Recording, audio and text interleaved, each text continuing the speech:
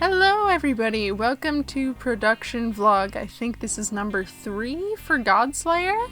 Anyway, yeah, this is out a little bit later than I'd have liked, but still earlier than I thought it would be. Yeah, it's crazy how much I got done this month with school starting. This footage here is a little bit spotty because I had a hard drive failure happen, so I lost a bunch of what I had recorded, and I only had what I managed to record to the desktop of my laptop by accident. So thank goodness for that.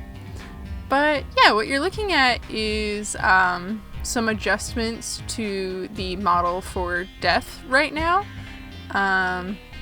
So this is post like first block out, and I'm sort of starting to sculpt in the folds, I think? Not yet.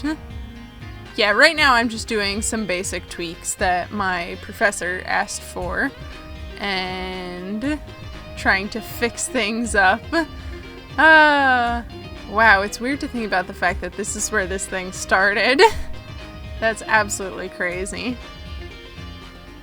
I don't even remember when I did this. But anyway, yeah, and now our footage jumps to a block out of some props. So the only 3D environment in Godslayer, or at least fully 3D with everything modeled, is Death's Domain, because I'm not a character modeler. Or just, I'm not really a modeler. Even though you see me doing it here, it's not my passion. So I picked the very simple environment to model. And I'm actually really proud of how Death's Domain turned out, especially this chair, because I worked really hard designing this chair, and then I cried in a corner when I realized how similar it was to, like, in concept to the one from Dead Cells, and I'm like, damn it! Part of Godslayer stuff was inspired by Dead Cells, so of course it had to be like that. So yeah, and now we're jumping over to working on Ace. His model is almost finished at present time. I am working on rigging him. I just spent like all day weight painting. God, I hate weight painting. But anyway, yeah, here I am building the shoes, and you'll now see me build the laces, which is fun. They were originally just going to be textured on, but my professor was like, no, build them. And I'm like, okay. Okay. So, yeah. I don't know what I'm gonna do about texturing this later. I think it's just gonna be a case of, I'll make some stuff. What the? Oh, I was debating whether or not I wanted to put the little rivet things. No, don't start a break right now. Disable the break period. There we go. My computer is still set up for breaks. And oh, yep, you see me fixing Ace's butt. I tend to draw my characters with really nice butts reflexively, so one of my classmates yelled at me and was like, his butt's not nice enough, Daisy. So yeah, and I think at some point in this process, yeah, I do actually manage to break his shirt, like, pretty much irreconcilably. Irreconcilable, you know what I mean. So I go back into an older file, and I grab a functional shirt and paste it back into the newer one, which really saved my butt. I don't even know why I stressed over this collar. I didn't even end up connecting the shirt to the collar because it just wasn't worth it with the topology differences. I would have had to add so much geometry to the collar just to connect it to the shirt. So yeah. Oh goodness. This bandolier was a nightmare to weight paint today, just trying to get things to deform correctly, and at this point I'm like, the weight painting is correct enough for now. I'll wait till I get feedback from my professor. So yeah, and here's the shotgun, and thank goodness, because this is the point where I hadn't corrected scales yet, you saw me just quickly place it in Ace's hand to make sure it works. And thankfully it did, so that makes me pretty happy. Also me looking at Ash from Evil Dead for reference, because of course it's the only character I know off the top of my head that has a shotgun holster on his back. So yeah, Trying to position that shotgun gave me a new level of respect for game developers that managed to put, like, guns on characters' backs, because holy clipping hell that was to get that placed correctly.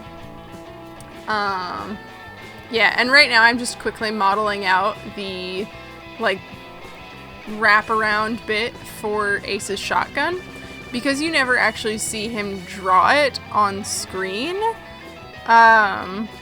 It doesn't actually need to be functional, because the only times he's using his shotgun are like side-scrolling shots, and then there's one shot at the end, but you don't see him take it out. It's just that thing where you see it on his back all the time, so you never question it when he suddenly pulls out his shotgun. Oh god, those hands. Those hands are not pretty.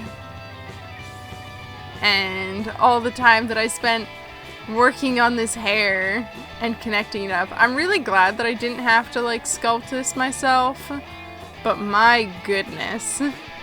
It was definitely a pain to figure out how I wanted to do this. Because I definitely wouldn't have gotten as nice of shapes if I had sculpted it, like, completely by myself, but it was a lot of work to clean up the topology. So it's sort of that mixed thing of, I think my model looks really good, but I spent a lot of time fixing the topology and making it, like, good and functional. So yeah, my goodness, I spent so long just fixing this hair. It's really hard to model hair. At least I wasn't simulating it. And oh my goodness, those little bangs were such a nightmare to weight paint today. I like started with those because for some reason those were my priority. And then I worried about it. Man, weight painting's hard. It's basically just telling Maya which vertices to move when you move which joints. Which is, oh boy. I mean, it works mostly out of the box, except for when you have, like, really detailed meshes like this, where things overlap all over the place. Oh my goodness. Pro tip, just learn how to model things good. Don't be me and build the whole thing in Vroid. I mean, I did eventually get the model to be, like, what I wanted. And again, I think it's definitely better than if I had started from scratch, but goddamn. Goddamn if this wasn't a lot of work to clean up all of these pieces. But you know what? Whatever. We're getting to the point of the project where most of the assets are built, so yeah, hopefully I'll get to... Well, we're moving into our layout pass this week, and then, yeah. Oh, and I moved back into working on the chair! Of course I moved back to working on the chair.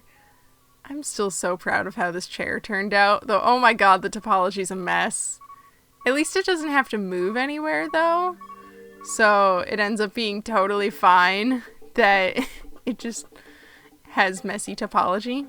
And also, yeah, you see me abusing the heck out of the lattice cage to be like, nope, that's how it goes. Also, yeah, it's slanted in the concept art.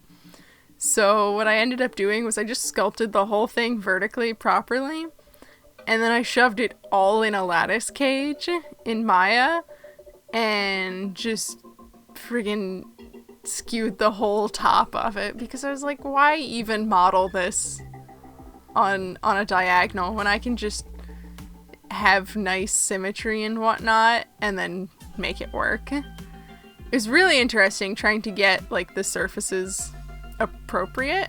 Oh goodness, we're at the end already. So anyway, thank you so much to my patrons who make this possible, my pursuers, Big Print, Bonnie Schnabel, Danny Jones, and Holly King, my Voidwalkers, Lisa Bambachi, Scarlett Brooks, my Nightmare Eaters, my singular Nightmare Eater, David Umiet, and my Mythic Sparks, 𝐾𝐢𝐬𝐜 and Sadie Hartman. I hope you had a really good time, and I'll see you in the next video, everybody. Bye-bye!